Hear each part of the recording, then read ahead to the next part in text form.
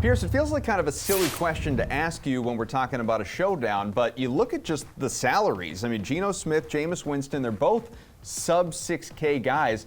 Is there better value in this showdown than just going with the QBs? I know you don't like the Seattle offense, but it's tough to ignore. Yeah, that's where I'm going to go. But there's value all across the board here. It might be crazy, but the winning lineup might leave a lot of money on the table.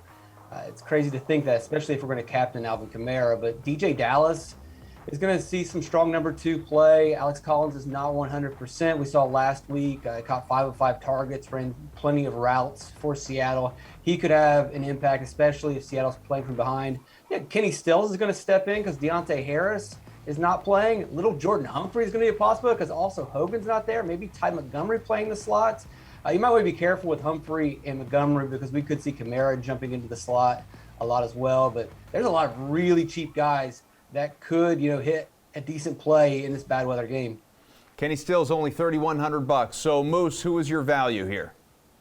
I mean, yeah, just to pile on what Pearce was saying, we have banged up position players all around. So we've got like 3 or 4 guys who could mix in. This game is impossible to pin down, and we also have a low point total. So it's a tough one, but I kind of like looking at Adam Troutman. But for the simple fact of this, Adam Troutman's going to be on the field. He played over 80% of the snaps last week, saw a season high. I think it was like 2 receptions, but still, he's out there. And again, we've got the lowest volume, one of the lowest volume passing offenses in the league. So, the fact Troutman is out there, going to be out there around the goal line a little bit as well. I kind of like that just from a reliability perspective. Pearce just mentioned all the different wide receivers who could get involved, but may also not play or not get any targets. At least we know Troutman's going to be on the field, so that's a big positive in his mind, or just for his case.